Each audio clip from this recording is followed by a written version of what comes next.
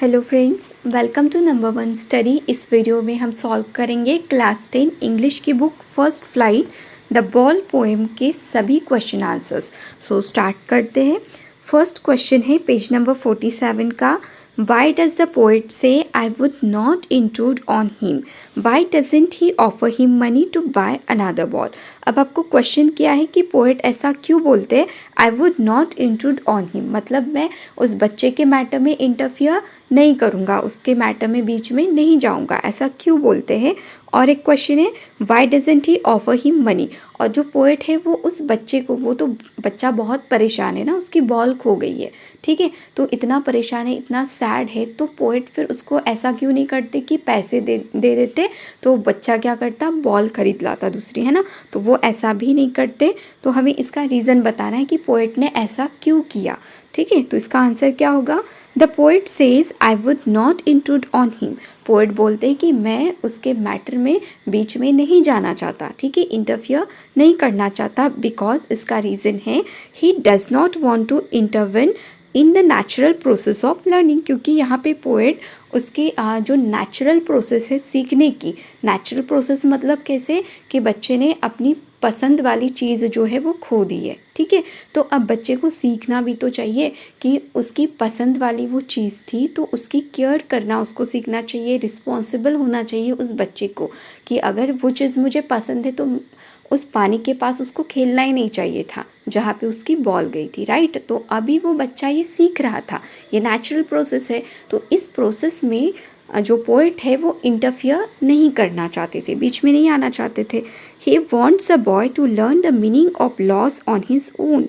वो चाहते थे कि बच्चा खुद से ही सीखे कि अगर कोई चीज़ हम खो देते हैं तो उसका क्या मीनिंग होता है, खोने के बाद उसकी क्या वैल्यू रहती है, ठीक है। He also doesn't offer him money to buy another ball because that would be worthless। और देखो यहाँ पे एक और क्वेश्चन था ना कि पोएट उसको पैसे क्यों ऑफर नहीं करते बॉल खरीदने के लिए, तो इसका आंसर क्या होगा, क्योंकि अगर वो ऐसा करते तो वो वर्थलेस है, कोई फ़ायदा नहीं है ऐसा करके भी। क्या होगा, ऐसा करने के बाद बच्चा जाएगा बॉल खरीद के लाएगा, उसके साथ खेलेगा और अपनी मेमोरीज बनाएगा, राइट। बट जो बॉल उसने खोई है वो उसकी पसंद की बॉल थी, बहुत ज़्यादा, मतलब उसको वो प्यारी थी उसकी बॉल, क्या वो वापस आ सकती है, नहीं आ सकते ना। तो ये सभी चीज़ें उस बच्चे को सीखनी चाहिए। अभी तो उसने बॉल खोया है, फिर जब बड़ा होगा तो हो सकता है वो बहुत कुछ, मतलब अगर अभी से नहीं सीखेगा तो और जो भी वैल्यूएबल वो चीज़ें हैं उसके लाइफ की वो भी खो सकता है। तो अभी से उसको रिस्पॉन्सिबल होना चाहिए। तो ये सीखा, मतलब पोएट चाहते कि ये बच्चा ये सब कुछ सीखे, इसलिए वो उसके मैटर में इंटरफियर नहीं करते और ना ही उसको पैसे देते दूसरी बॉल लाने के लिए, ठीक है। He wants the boy to learn the lesson of responsibility। Poet चाहते हैं कि बच्चा रिस्पॉन्सिबिलिटी का लेसन सीखे, ताकि फ्यूचर में जब वो बड़ा हो जाए तो वो संभल कर, मतलब सब कुछ करे, है ना, चीज़ें कि जो भी, मतलब उसकी जो पसंद की चीज़ें हैं जिन्हें वो बहुत चाहता है तो उनको संभाल कर रखे, क्योंकि अब उसको पता चल गया है कि अगर हम, जिससे हम बहुत ज़्यादा प्यार करते, जिन चीज़, हाँ वो चीज़ें भी हो सकती है, कोई पर्सन भी हो सकता है, तो अगर वो हमसे दूर हो जाता है तो कितना दुख होता है। अब वो बच्चा सीख रहा है इस बॉल के एक्सपीरियंस से, तो लाइफ में वो याद रखेगा। तो इसीलिए पोएट उसके मैटर में इंटरफियर नहीं करते, बस यही रीज़न है। अब देखते हैं question number 2। Staring down all his young days into the harbor where his ball went। अब यहाँ ये जो लाइन है ना, ये तो हमारे टेक्स्ट बुक, मतलब पोएम की लाइन है। अब बच्चा क्या कर रहा था, उस बॉल को देख रहा था और उसके जो यंग डेज़ के जो, मतलब जितने भी मेमोरीज थी ना, वो उसको लग रहा था कि बॉल के साथ पानी में चली गई, ठीक है। तो अब क्वेश्चन क्या है, do you think the boy has had the ball for a long time. तो क्या आपको लगता है उस बच्चे के साथ जो बॉल थी वो बहुत लंबे समय से थी, बहुत पहले से उसके पास वो बॉल थी, ऐसा लगता है आपको। Is it link to the memories of days when he played with it. और क्या वो जो बॉल है वो उससे जुड़ी हुई है जब वो खेलता था, है ना। तो देखो यहाँ पे बोला है कि उसकी जो मेमोरीज थी वो बॉल के साथ चली गई, इसका मतलब बॉल तो उसके पास बहुत पहले से था और उसका बॉल भी लिंक है उसकी मेमोरीज के साथ, राइट। तो यहाँ पे इसका आंसर क्या होगा, yes the boy has had the ball for a long time. बच्चे के पास बॉल तो बहुत लंबे समय से थी। When it bounce into the water, जब बॉल पानी में चली जाती है all his memories of the days of childhood flash in front of him.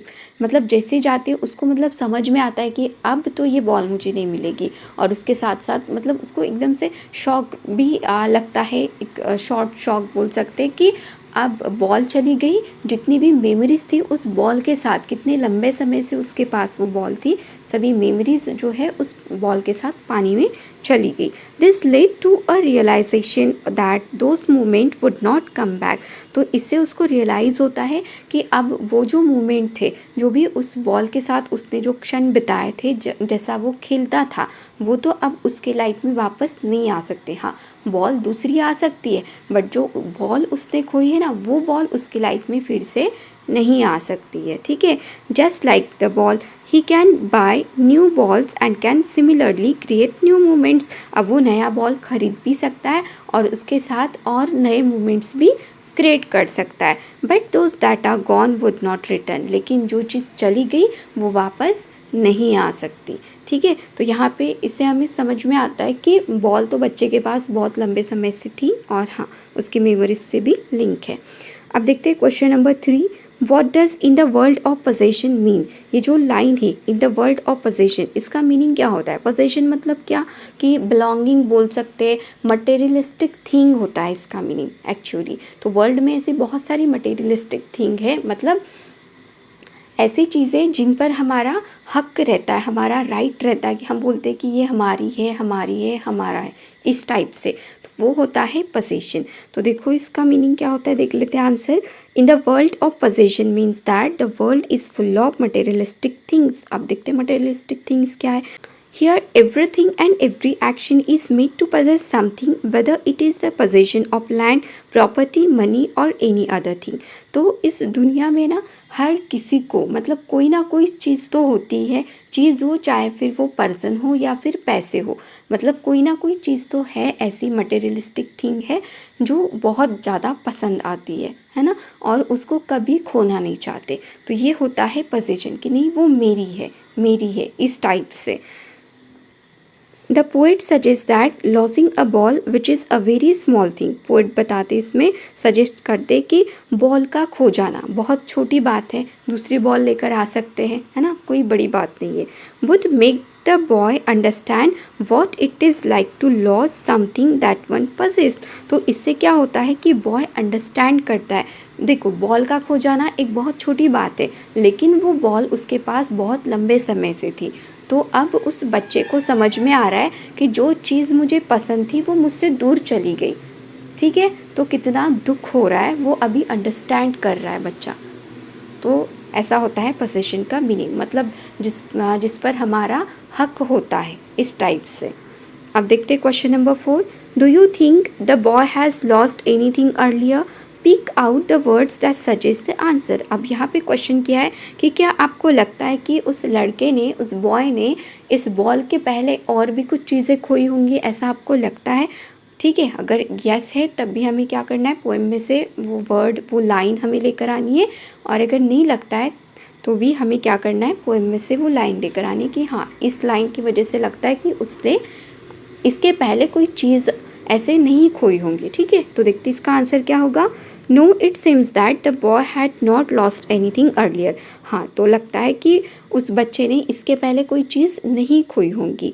The words that suggest, तो ऐसे वर्ड्स है पोएम में जो सजेस्ट करते, so are he senses first responsibility in a world of possession. Poet ने ये वाली line use की है, ही सेंसेस फर्स्ट रिस्पॉन्सिबिलिटी, मतलब वो बोल रहे थे ना कि बच्चा अभी अपनी लाइफ की पहली रिस्पॉन्सिबिलिटी सेंसेस मतलब यहाँ पे अनुभव कर रहा है। ठीक है, तो इसे ये समझ में आता है कि इसके पहले तो बच्चे ने कोई चीज़ नहीं खोई थी। अब देखते हैं 5th question.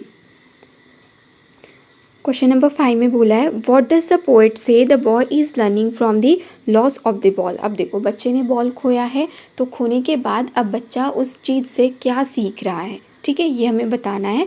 Try to explain this in your own word, तो इसे एक्सप्लेन करना है अपने शब्दों में। ठीक है, तो देखते हैं इसका answer. The poet says that the boy is learning to cope up. Cope up क्या होता है, सामना करना। ठीक है, to cope up with the loss of the ball. अब पोएट यहाँ पे बताते हैं कि बॉय क्या सीख रहा है, कोप अप करना, सामना करना, मुकाबला करना उस चीज़ के साथ जो उसने खो दिया है, जो कि उसका बॉल था। मतलब अभी खोया है उसने तो चलो अब उसको छोड़ दो। अब बॉय ऐसा तो नहीं करेगा कि पूरी लाइफ टाइम वो वहीं पे खड़ा रहेगा अपनी बॉल को देखते हुए, मतलब कभी ना कभी उसके पास वो बॉल आएगी ऐसा सोचकर वो वहीं पे रहेगा और अपनी लाइफ में आगे नहीं बढ़ेगा, ऐसा नहीं करना है। ठीक है, तो बच्चा भी यहाँ पे क्या कर रहा है, सामना कर रहा है उस चीज़ का, उसको अपने पास्ट को वो पीछे छोड़कर आगे बढ़ देगा। ठीक है, he is experiencing grief, grief होता है गहरा दुख, वो अभी बहुत ज़्यादा दुख में है, दुख, हाँ। And learning to grow up in this world of possession, और बच्चा सीख रहा है इस वर्ल्ड ऑफ पोजेशन में कैसे ग्रो करना है। He learns that there are so many things in life that are lost and cannot be brought back. बच्चा ये भी सीख रहा है कि इस लाइफ में, इस दुनिया में, इस जीवन में ऐसी बहुत सारी चीज़ें होती है जो कि हम कभी ना कभी हमसे खो ही जाती है, हम खो देते हैं, हमसे खो जाती है, जिनको वापस लाना पॉसिबल नहीं रहता। He is sensing his first responsibility, बच्चा यहाँ पे अपनी पहली रिस्पॉन्सिबिलिटी को अनुभव कर रहा है। As he has lost the ball, कैसे कर रहा है, क्योंकि अभी उसने बॉल खोया है ना, वो उसकी पहली मतलब गलती थी। ठीक है, the boy will learn how to stand up and leave the losses behind as he would have understood the true meaning and nature of loss. Boy यहाँ पे ये भी सीख रहा है कि कैसे मतलब चीज़ें जो खो गई हमसे उनको छोड़ दो पीछे, आगे बढ़ो। ठीक है, स्टैंड अप करना भी बच्चा यहाँ पे सीख रहा है। और वो ये भी सीख रहा है नेचर ऑफ लॉस का मीनिंग। नेचर ऑफ लॉस मतलब जैसे कि हम नहीं बोल सकते ना, कोई चीज़ हमें बहुत ज़्यादा पसंद है तो वो हमेशा हमारे साथ ही रहेगी, हमेशा हमारे पास रहेगी, कहीं कभी ना कभी मतलब गलती से भी हो सकता है हमसे वो दूर चली जाती है या फिर हम उसको खो देते हैं, राइट। तो ये भी बच्चा यहाँ पे सीख रहा है। एक और क्वेश्चन है, क्वेश्चन नंबर 6, वो आपको खुद सॉल्व करना है। उसमें आपको खुद का एक्सपीरियंस वहाँ पे लिखना है कि आपकी लाइफ की वो चीज़ जो आपको बहुत ज़्यादा पसंद थी और अब वो आपके साथ नहीं है, आप उसको खो चुके हैं। ठीक है, तो उसके बारे में आपको लिखना है उस आंसर में। यहाँ पे हमारे सभी क्वेश्चन आंसर्स कंप्लीट हो जाते हैं द बॉल पोएम के। अगर वीडियो अच्छी लगी हो तो वीडियो को लाइक करना, अपने फ्रेंड्स के साथ शेयर करना और चैनल को सब्सक्राइब ज़रूर करना। Thank you.